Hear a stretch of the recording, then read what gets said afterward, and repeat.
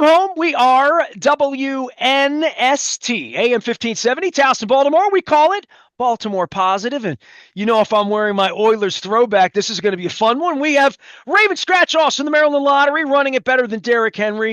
And I got my Derrick Henry. I'm sporting my Love You Blue. But my Love You Purple is also up for the Maryland Crab Cake Tour. No matter their record, no matter how the bye week goes, Luke will be there. I will be there. I hope you've enjoyed my letter to John Harbaugh, which comes right from the heart. And I actually referenced this Derrick Henry jersey as a man of accountability, even if he's fumbled the football. I think they'll give him the football, and I think they'll be 7-7 in about 8 or 9 weeks. So that's my prediction for the head coach who thinks I hate him. But I don't hate him. I love the Ravens, and I love the Oilers even more. And I love throwback stuff. And I think I've lived long enough now that everyone who's old enough, even if you're not an art fart, and you didn't have Art 101 with Joyce Bucci and Dude Degas and Do the Coen Sisters, and even if you haven't been to the Van Gogh Museum or didn't even see the movie or anything like that, I am much more artsy and much more attracted to the lights of Las Vegas and the balloons of the Fiesta of New Mexico than I would lead to believe. And I love throwback Padres and Oilers stuff. So when I met Todd Radom on the internet a few years ago, I said, this guy writes books about jerseys. He designs Super Bowl logos of teams. Some of them he's been a partner in recent times where I've hammered him and said, that's ugly.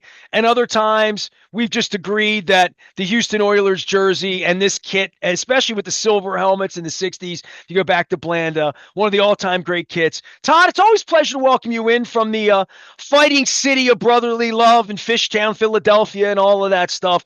But what really brought me to you, obviously our friendship, bye week, my team sucks, we're 1-5, the World Series is on and all of that, was a week and a half ago, they did throwback, and sometimes they're throw up, and sometimes they're, I don't know what those Commanders things were the other night. They're throw somewhere. But then I see the Falcons running around with the Tommy Nobis jerseys the other night.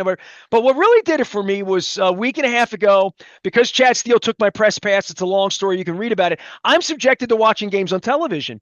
And when I saw the Tampa Bay Buccaneers running around with Baker Mayfield, and then I saw Jim Zorn and Steve Largent on the other side, and they were doing their thing. I said to my wife, I'm like, they're wearing their 1976 throwbacks from the first year. My wife's like, you speaking like another language. And I'm like, yeah, they were expansion. And Tampa played in the AFC and Seattle played in the NFC, and they played at Memorial Stadium. And I went to when the Buccaneers played, and it was Burt Jones. We kicked their ass. And she's like, eh.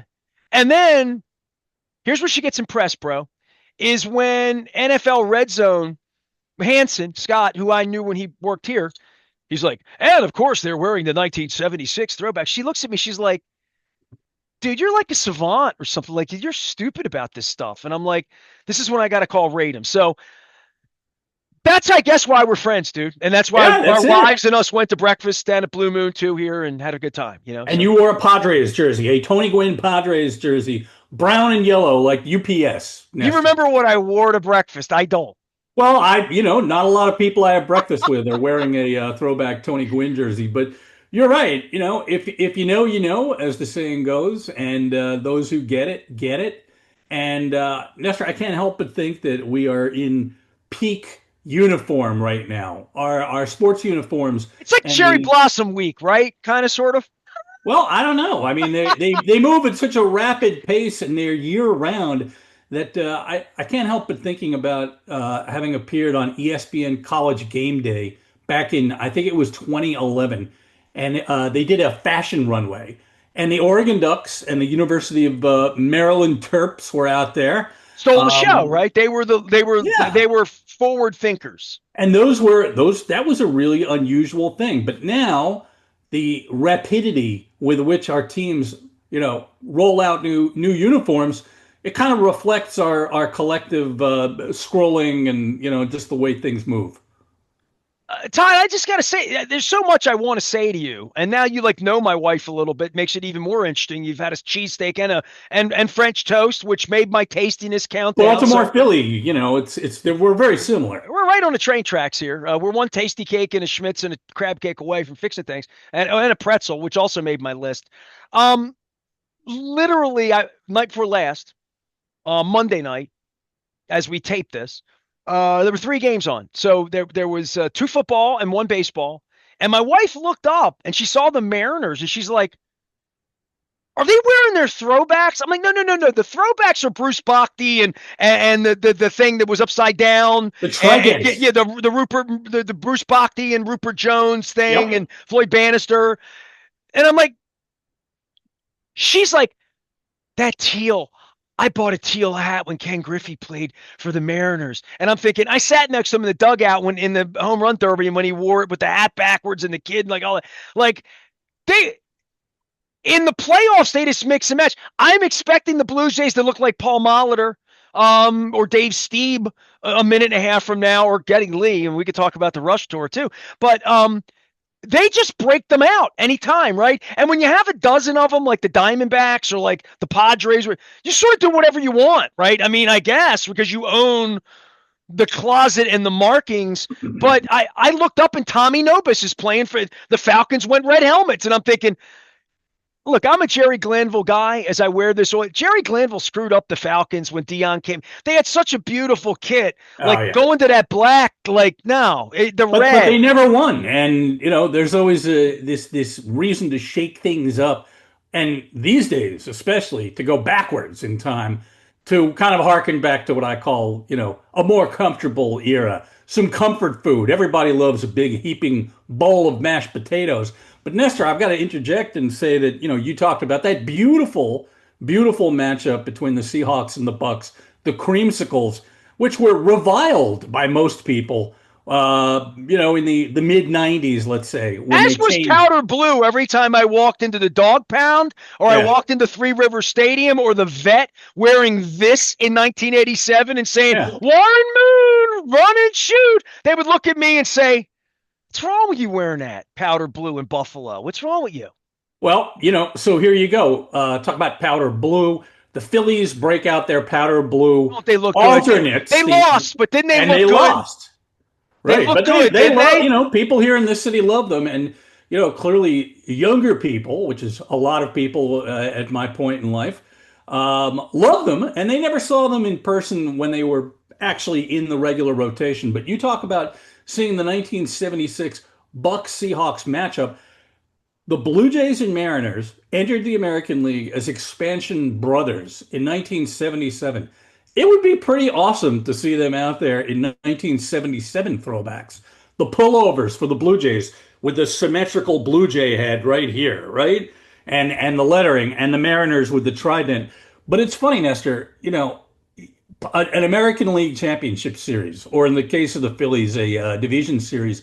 The postseason, it seems to me, Super Bowl, NBA playoffs, whatever you want to talk about, should be kind of an elevated, regular occasion, if I you know what I love mean. it. I mean, I loved looking up. I'm in a Vegas casino and I looked up and the Phillies are playing the Dodgers and it looked like Pete Rose and Ron Say were out there. You know But what I but mean? how about the Chicago Cubs in 2016 overcoming 108 years of whatever you want to call it, a Billy Goat curse, bad baseball, bad decisions, whatever, and they win the World Series wearing these alternate uniforms. It seemed, I don't know, a little bit unspecial. Well, I mean, it's because you're an artist. And so let's get to the core of this. Cause I mean, like, we could sit here and say this is ugly and this is pretty or Yeah, whatever. very subjective. And I'm glad you brought the Phillies up because I really, when I saw their bubble pea powder blues that they wore at Memorial Stadium in 1983 when they came in here with Sarge and Gary Maddox and Steve Carlton and The all that Wheeze stuff, right? Kids, And right? the great Bo Diaz. So for me, and Sisto. See, I have a Sisto Lescano Phillies Bubble P 83 throwback that Sisto wore in an old timers game here. So like I own that. It's a little big on me. I try to get things that fit me these days, and I wear that. I don't want to look like David Byrne in the Talking Heads, although it's a great movie. I would just say this. I want to get to the art part, and I had invited Rasig kind of too late to get him in here. But you guys that went to school for this and fashion and design, it struck me, and I'm going to make two really weird statements and let you be the professor in this because I'm just a silly student who likes what I like, right? Um, the Phillies, I started thinking about a guy my age who was a Phillies fan at that time in my life. I love the Phillies. I love the Fanatic. I love nationally. I like fake grass, all of that, circle stadiums, all things I didn't have when I was a kid, and pitchers hitting, all that kind of stuff. I think about the Phillies, and when Schilling got there in '93, and they went to the 1950s sort of Robin Roberts, Richie Ashburn kind of look. I thought that that was so sexy from the baseball cards in the 50s that and I don't think the Phillies have ever had an ugly jersey. Like I think they've really done a tasteful job. They're kind of weird and they're blue and they were retro and forward and whatever. Even their maroons that they bust out that look like spring Blood training. clots, blood clots. I thought they looked strong in the maroon. You know what I mean? And that being said, I see teams like the Falcons that have screwed up their Tommy Nobis, or even like the Chargers that have had a lot of different things. But then I see the Falcons with that ATL, that RoboCop future looking thing that they wear. And I see a lot of college teams, and certainly the NBA has. You and I talked at length about I don't recognize the brands, there's nothing that's recognizable about a lot of the brands other than the Celtics and the Lakers that don't screw with it, and kind of the way the Yankees and the Dodgers and the Tigers don't screw with it in baseball. Um, the mindset of an artist and you teaching me how that ATL with young black hip hop culture and this and that and post this and that and who that they could sell more of that in Atlanta then they can sell Tommy Nobis, and I'll hear that, right? But to my old man eyes, it's one thing. But I'm wondering all of these designs when they literally look like ketchup or it clashes these color rushes to a point of being.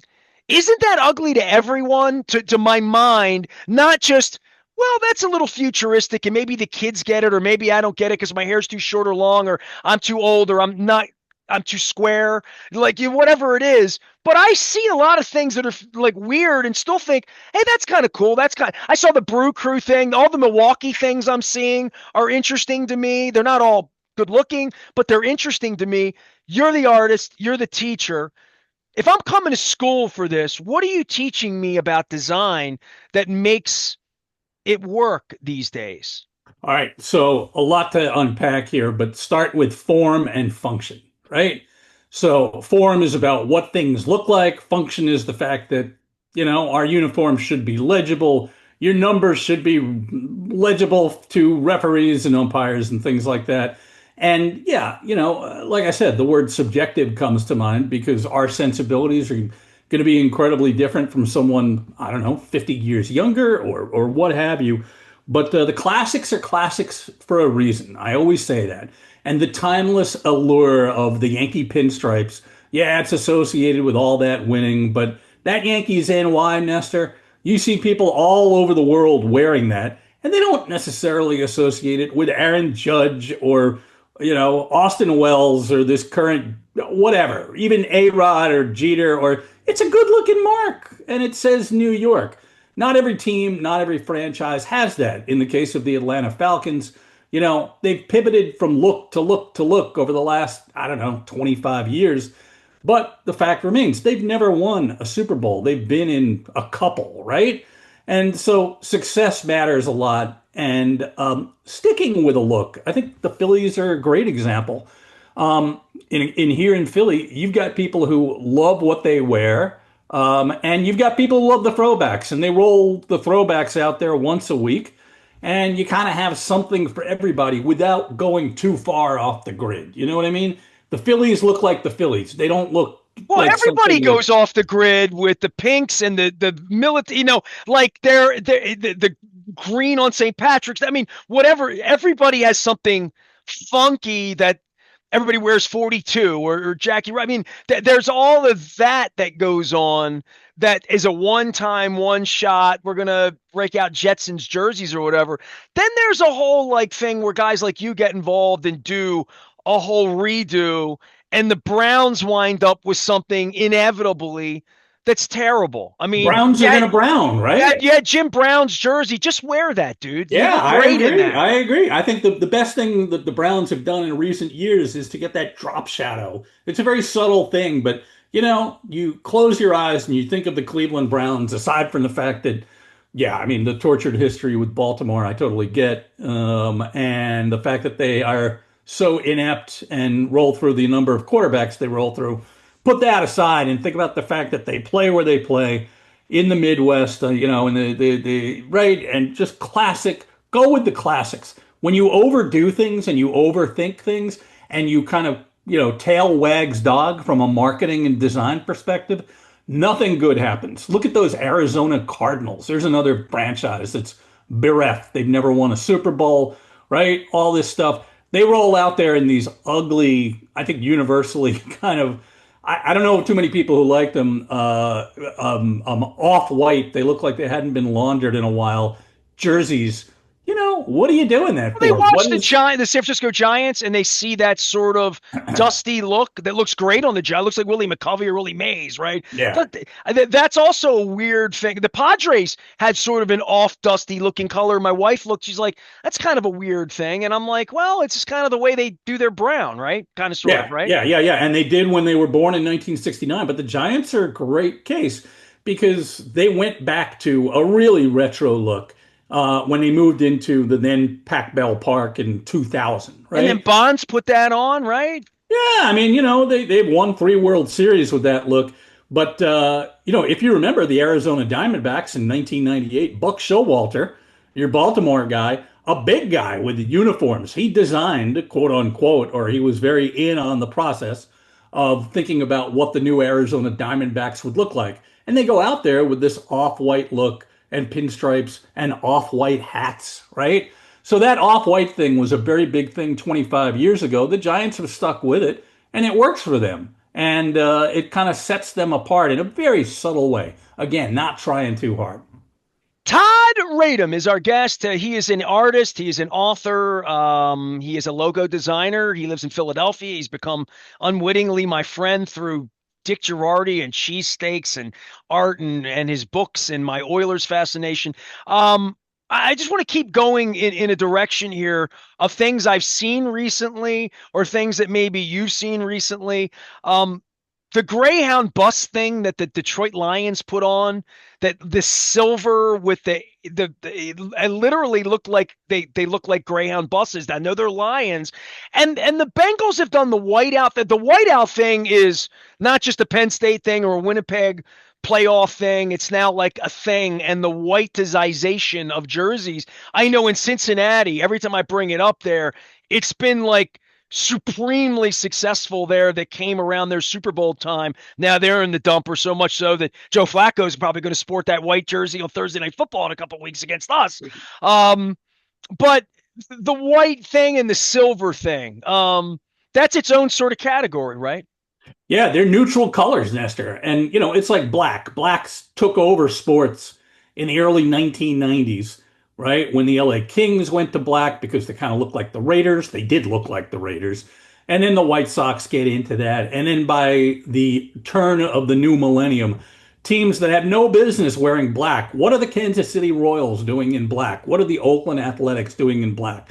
Everybody New looks great York in black. Mets. The Yeah, Mets the New look like York they were Mets, wearing their famously. pajamas. That's Yes. right. So kind of flip the script to some degree. I kind of like the white thing for the Bengals because all they did was they just dropped orange. They still looked like the Bengals, and they came up with a marketing narrative about the white Bengals, and it looks cool. Gray and silver in the NBA, you saw a ton of teams going to gray alternate looks in the last, I don't know, over the last 20 years, really. The New Jersey Nets are out there in gray. The Boston Celtics go out there in gray. It's a neutral look. It's not like the Celtics are going to wear purple, right? God forbid. I mean, it'll So never it's the happen. only thing you can do when you're green and white to not Yeah, F it up is to go right. gray. And black and black. And so the Celtics, because the NBA has this, very limited attention span, as you and I talked about, and you mentioned it before. You've got the Celtics out there wearing black, wearing gold, whatever that is, but they can't. They've got to paint around the corners from an artistic perspective. A team like the Milwaukee Bucks, who are, they've settled into this green and off-white thing. They're out there in blue. What do they have blue? Like what? That should be a complementary color. So to get back to all They of need it, to look like Kareem to me, or at least Sidney Moncrief, Jack yeah, Sikma, something. Yeah. yeah. I mean, but that's a long time ago, right? And you and I are going to get that reference. And it depends on what the franchise is, Well, quite you're in frankly. Philly, like the 76ers, they have real heritage to wear things, either Allen Iverson or, but it feels like they can't get out. I mean, every time I look up, they're wearing some sort of pajama that I think is weird.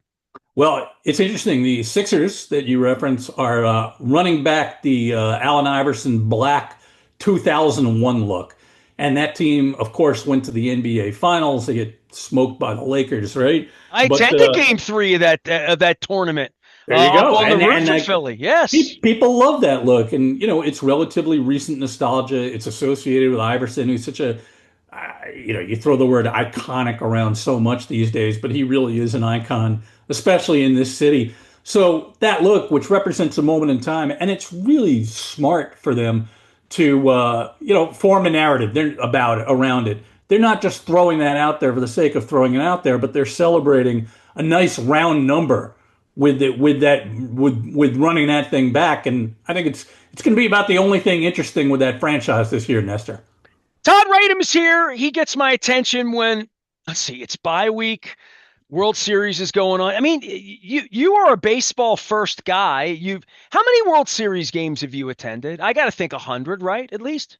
Not that many. But my first World Series game I attended as a fan was in 1977 with my father at Yankee Stadium, game one against the Dodgers. How many did Reggie hit that night? None. That was game one. Yeah, it would have been pretty awesome to be at game six, but you can only do what you can do. And the most recent one I attended was game five at Yankee Stadium last year against the Dodgers. And that was kind of epic. So I've been to a lot of them. Let's just put it that way. Yeah, added mine up. I'm somewhere in the 40s or 50s, and Yeah. they haven't. I mean, the Baltimore ones. I was in 79 and 83, and that's all. The rest of them have been other places. And like I was in Toronto the night Joe Carter hit the home run in '93, and I think of all these incredible moments. Being in Atlanta with the Yankees and Yeah. Leyritz in the home run, and that's where the magic is made here, right? And in the postseason, we talk about the jerseys and how they look and how it makes us feel and all of that stuff. I went to Dodger Stadium as Janet Marie's guest about 4 weeks ago and watched Yamamoto pitch, and I sat downstairs and saw the grandeur of the Dodger brand and thought, oh boy, the Orioles have trouble. No wonder they can't. I mean, look at how much money is here and how rich it is. But it is a great time of the year to celebrate Seattle, Toronto, Milwaukee, other places being involved, and just seeing all of the Brewers fans in different gear. And I haven't made it to Seattle yet to look around, but they got a whole bunch of different looks too that they can go through. It's a celebration, and I think I saw that 11 years ago in Kansas City when I was there for the ALCS when the Orioles played out there. Just seeing all the George Bretts and all the Willie Wilsons and all the the Freddie Patek feelings and the tears in the dugout when I was a boy. It is a time for guys our age. I call us old white guys, but Trump doesn't think I'm white. Trust me.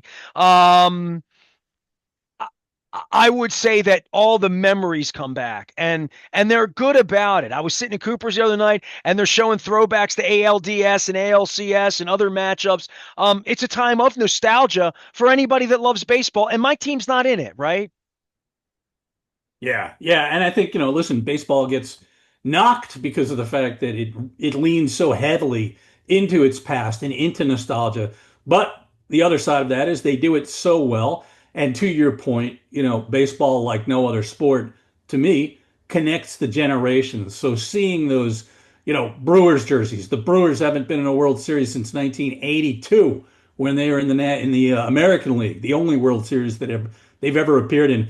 I kind of love this part of the postseason right now because to see those fans in Seattle who have never been to a World Series, Milwaukee, yeah, the Dodgers are the Dodgers, but every plot needs a villain. And you've got Toronto, who hasn't won in, a generation. So I think there are some really fun storylines. And the uniforms, to people like you and I at least, are the through line that connects all of that in the stands at least. All right, listen, when I get you down here for a crab cake one day, and I'm at Coco's on November 5th, one day I'll get you down here at Resig, at Coco specifically, because Resig is my co-host with a K at Coco's because he lives a block away. So, and we talk about these things, and like, look, I wish people can come back in an hour and I'll still be bitching about John Harbaugh and accountability, and the team will still be 1-5, and Luke will be there. But I love doing this. And if you're watching out, and I would give a plug to our YouTube channel for all of the thousands of subscribers we have. Thank you. And anybody watching on Facebook, this is going to be visual. So if you're on the radio, Todd, since the last time we got together, I collect these crazy belt buckles, right? So Yes. it's my rock and roll thing. And I picked up a couple of really rare ones in recent days. I still have a few left I got to get. And I was started to collect the football belt buckle. So I've held up the Atlanta Falcons one. And I had my Baltimore Colts one was my original one. And I've now collected in this series, I'm missing Denver, New Orleans, and Buffalo. This is 1971. Okay. Yeah. 1971 NFL properties. All right. I went into a rabbit hole, as some of us can do, add on the EBAY. All right. You're familiar with this? You've been down Oh, that rabbit I hole? think so. I think, All yeah. right. So, and they know what I like, right? They know what I buy. The algorithm has me up in. And stuff started popping up. And I think this was the first one I saw. And I'm going to show it to you. And you're going to say, wow. So, this popped up on my screen. Yeah. It is a San Francisco Giants 1969 Yeah.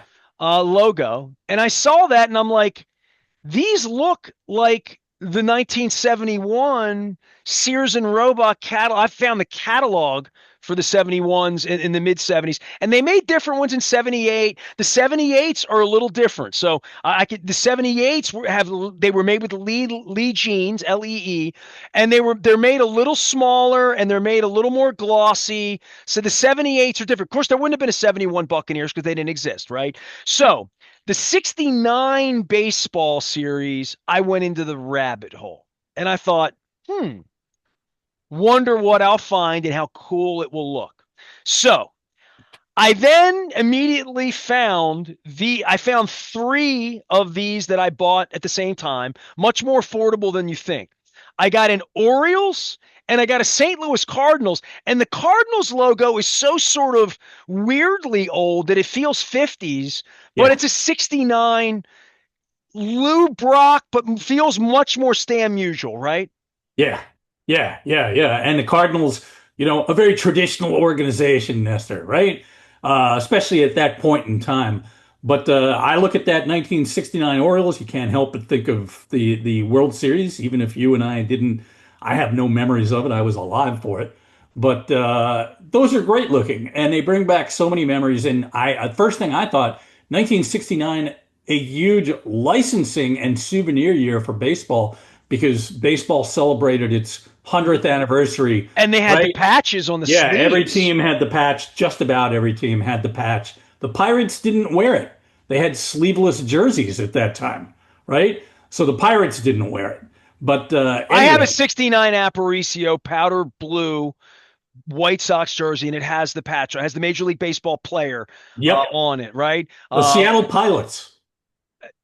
I'm wondering if there was a Seattle Pilots one made. I'm holding up the state of Ohio with the Indians Guardians logo we can't talk about anymore, Yeah, and the Sparky Anderson big red machine. So yeah, like when I hold this up and I hold this up, it's like the 1970 World Series is coming together and it's raining out and Earl Weaver's talking ish to Sparky. So I have these on the wall and they haven't like $20, right? So, and I feel like maybe one day they'll be worth $1,000. I don't know, but I'm having fun with this. But I did want to show you the 1959 Go-Go Sox World Series so I found the White Sox Yeah. and the Dodgers with the red. And I learned that they since went away from the red flaming baseball and went to more of a blue trail in the flames. If you go look Nope, at it, nope, nope. It's still red. It's been updated though. it's less rain or something like that. It looks Yeah. different. Yeah, it's a little streamlined, made more modern for the 21st century, let's put it that way, for digital use. And you talked about going with Janet Marie Smith, getting a tour of Dodger Stadium. I've done that too.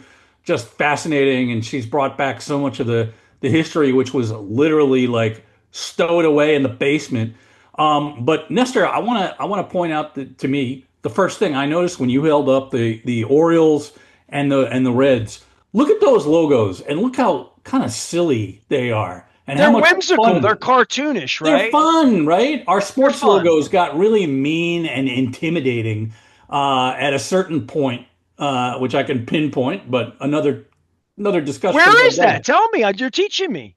I think Professor late 80s, Professor early Todd Radom. 90s. All right. Yeah, by Okay. by the mid 90s, all these expansion teams and franchises that moved. Wanted to Think look about all the tough. angry animals, the Vancouver Grizzlies of the world, and the Blue Jays that we've talked about, how they went from kind of a cheery bird to a very intimidating bird. And it's interesting, Nestor, I've talked to and I've gotten to know the guy who was responsible for that first Blue Jays logo. Great guy named Richard Walker. And he said that the original Blue Jay, that glint in the eye, seems a little innocent, but it's about like a spark of something, a little light bulb going on there, right? That's It very doesn't have to have Canadian, it. right? That's very Canadian. Very We'll Canadian. sneak That's up right. on you, right? Yeah, and it's a great logo. I've got it. I've got an autograph of his on my wall behind You me. know, it's funny, man. The Seahawks were 76 logo. That's a pretty nasty looking Seahawk, right? That And Seahawk it's looks like based he's going to on come at you, man. it's based on an actual piece of native art in a museum up there. So it has a great story behind it. Dude, you're so smart. Todd Radom's here. He's an artist, and I've learned. My 57th birthday was yesterday. By the way, happy birthday to Happy Jim birthday. no, to Jim Palmer because today's his birthday. So we celebrate. He's always the day after me. It always works Peace. that way. The same every year. And I think I've learned that I am attracted to bright, shiny objects. I'm like a shark in the water. You know what I mean? And things to me like seeing this White Sox, which looks more Bill Melton to me than It's Luis it's Dick Aparicio. Allen. It's the Yeah, Dick it's Allen. Dick Allen, it's Goose Gossage, it's Bill Melton. Yeah, I would agree with that, right? So they're all associated, but I did wonder aloud because a lot of these belts I haven't found them. Okay, don't tell anybody. There's a Rangers one and a Twins one that I'm going to be getting before the week's over. I have seen the Milwaukee Brewers one, but I have not been able to purchase it. I have never seen whether I'll give you some teams: Astros, Braves, um, Royals, Pilots, Seattle Pilots. But I wondered if the Phillies one existed and what it would look like logo wise, and I found it. And dude, I found it on the actual belt. So the Phillies one is the bubble P. It is Yeah. maroon and not bright candy red. So I have this one, and I have an Oakland A's one over here. I have a beautiful Detroit Tigers. Hold on, I'm gonna pull these up for you, Radom, because tell I everybody want to about see your it. books. Plug your books, and I'm gonna get more of these belt buckles. Go ahead. So the big story is I have a new book coming out on April 28th, 2026, and it's called The Ballpark and Beyond. It is an illustrated celebration of 150 years of baseball history. A lot of great little stories, including something about Camden Yards and something about the 1890s Baltimore Orioles, right in your wheelhouse in both instances. So that's forthcoming, and I will be shilling that as the months go by and as we get closer to pub. you know what? You're such an old nerd about sports. You just went 1890s Orioles on me. I took you all over the city of Yep. Baltimore in my car. I took you everywhere. I took you past Memorial Stadium, that's now the Y. I mean, you wanted to go to Hopkins. Your wife's an art fart, so like you want to see galleries and like we did all of that stuff. We had French toast, which was in my top 12, I think, on my tastiness. So I took you to one of my great places. I didn't think to take you over to the original Oriole Park, which is now a brewery. Next time. And it's Next time. literally, we went right by it. It's by the Hopkins campus. It's where it Yeah. burned down on the 4th of July in the 40s, all of that. It is literally a little homage to the pre Memorial Stadium Orioles, but it's got modern stuff in there too. And here's the thing that's the coolest thing. Are you ready? So I'm gonna take you there. We're gonna drink beer. My buddy John Spurrier, Dreadlocks, man, he brings reggae bands down there. He lives a couple blocks away. His wife is Odette Ramos, our councilwoman, whom I love. She's our Latina councilwoman who's anti-ice except in drinks. And so you can get an ice and a drink there, and then we can walk back into the gaming room. If I tell people this, if it gets out, there's gonna be a line. They have the Rush pinball machine. So when you play the pinball machine there, it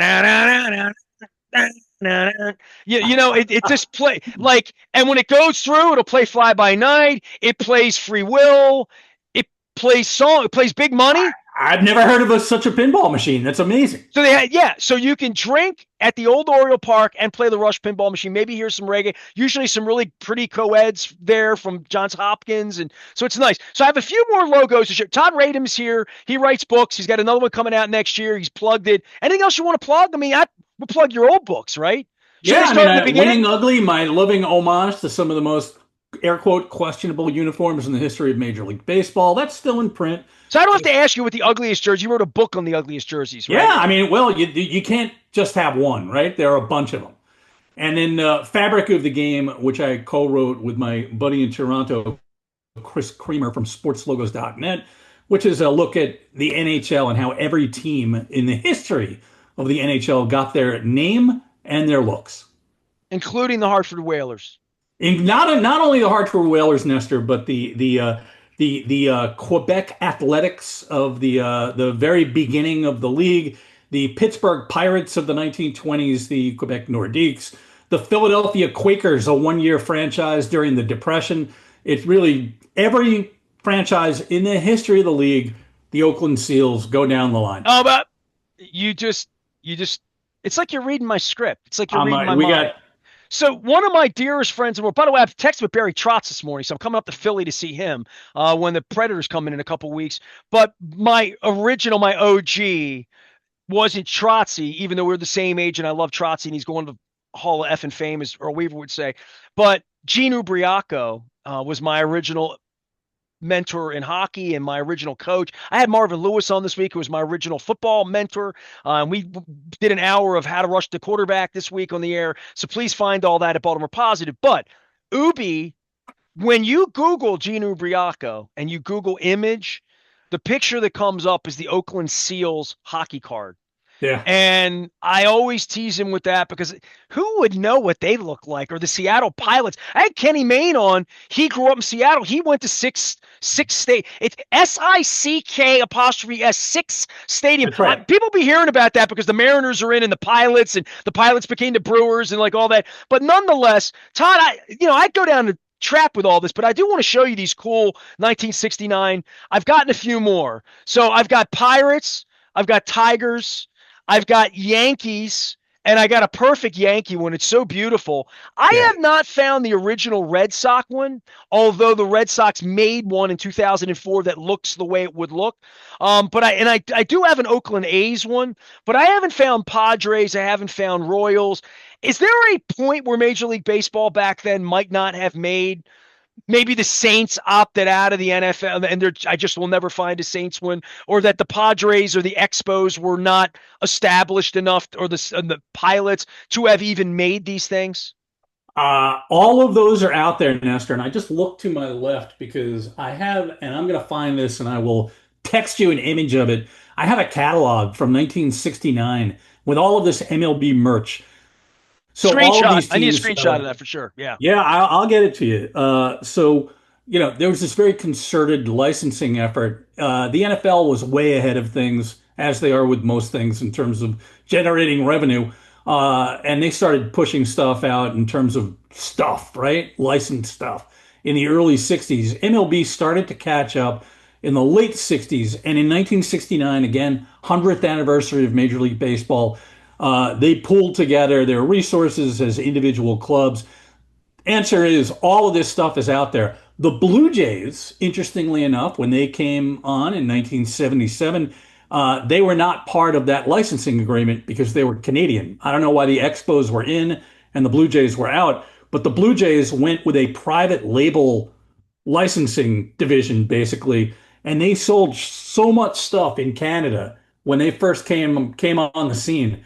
They were generating gobs of revenue, and they eventually joined the whole thing. Those things are out there, Nestor. Well, the backs of all of these belt buckles that I have all say Orbit, the HI Orbit company. They were the ones that made the belt buckles for baseball, football, and by the way, I'll throw this at you too, and this will be your homework here because I picked up a couple of these. I don't have any of the hockey ones. There's a New York Rangers and an Islanders and a Buffalo Sabres as well, but I have since picked up these Oh, from nice. the era, and this is the craziest one here. This is the Sacramento Kings were in Kansas City, Omaha. So it Yeah. says Kansas City, Omaha, like the Capitol Bullets were a thing here for a minute as well. But I did pick up the Knicks because I thought it was just so attractive and Yeah, so it's cool with the beautiful. basketball. These logos are just Todd, you're an artist. You grew up into this and probably were your whole life was inspired by one of these logos or some Oilers jersey you A saw lot of when, them. when you Yeah. were a kid. Seeing the original logos, it's a marvel who these artists, because it does sort of look like Snoopy and Peanuts, right? I mean, the style of it, right? Yeah, and if you're in 1968 and you're going to design a logo for the New York Knicks, very different world in terms of how it's going to be used. But, what do you put on there, Nestor? What is a A Knickerbocker? basketball. It's a basketball. And now I'm thinking of having had lunch with Walt Frazier probably about 8 years ago. What an amazing guy. I've got a picture of him and me, and he's got his two NBA championship rings, the only two championships the Knicks have ever won, of course. Clyde, baby, Clyde. Yeah, and he's wearing a coat that looks like a upholstered couch. Every time he's next to Kenny Albert, I say, Kenny, you're underdressed, dog. You know what I Yeah, mean? Like literally, you know? coolest guy in the world, right? And a very good guy too. Oh, legendarily. All right. So it's not often that I hold Nick's logos up, but when I do, it's for Todd Radom. His books are available. He is available. He podcasts and says things and designs things. This last question for you, because we've done a lot of complaining here. You're always very generous with your time. When my football team's 1-5, we're in a bye week, and I want to talk about something that's on my mind, which these jerseys and logos and all this stuff's on my mind. Have you seen anything lately that you love?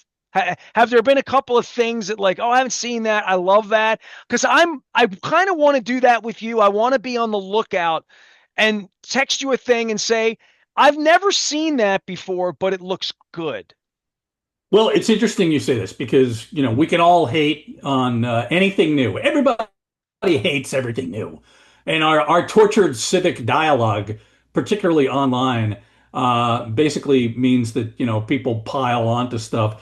But I got to tell you, I like the Utah Mammoth. I like the name of the Utah Mammoth. I like the logo. I like the colors. I like what they've come up with, and so it's a very visible example. But I kind of like it.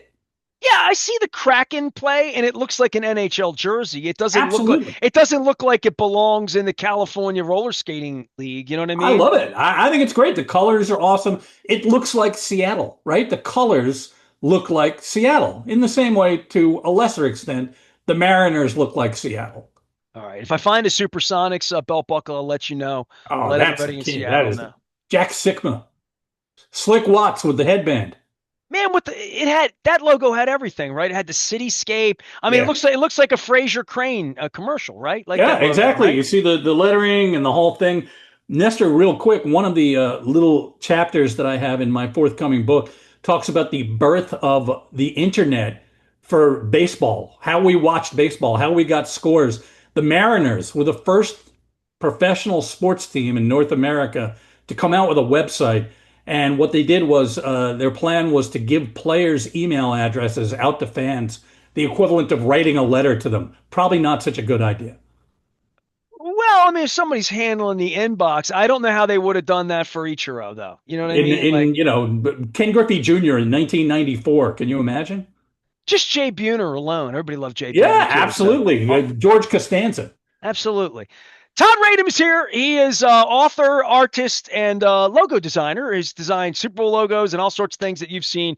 And he is our friend from the fighting city of brotherly love, Philadelphia, Pennsylvania, where I will be attending some concerts in future dates and eating cheesesteaks. And I found an unbelievable cheesesteak Italian beef joint in and of all places in Wilmington, Delaware. So I've got a new joint and new reasons to pass through. And I don't even have to go over to Delaware Bridge. So right on this side of the bridge. And I put that out on the internet too. Hey, Todd, you're making me hungry for throwback football. And yeah, by the way, I heard that the Oilers aren't wearing, or the Titans aren't wearing the Oilers because they've just gotten their ass kicked too much. So we Yeah. won't be seeing these. I just hope that I see Derrick Henry in purple running for more yardage than we have lately, because crappy football stinks even more than crappy baseball, especially one after the other. We're struggling down here, Todd. Ever since you came in this summer, it's all falling apart, man. You're blaming me? You're No, blaming I'm me? not blaming you, dude. I mean, I only blame you when the Orioles wear those orange,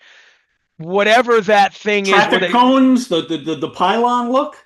they look like pumpkins, and not like in a good Pat Dobson, Mike Cuellar kind of way. So those are what we call throw ups, not throwbacks. So Todd Radom is here. He is our defending champion. I appreciate him coming on. There will be crab cakes at some point for him, for you, for me. I'm going to be at Coco's on the 5th of November.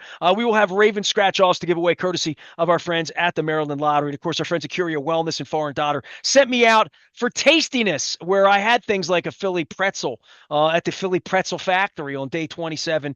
So I did the countdown because we are 27 years into this, and I'm still trying to do good programming during bye weeks, especially when they're 1-5. We are WNST, AM 1570, Towson, Baltimore. And we never stop talking logos and jerseys and fun and throwbacks and throw ups and how the Ravens can't wear the flying B anymore. That's a long story. Still makes David Modell very angry.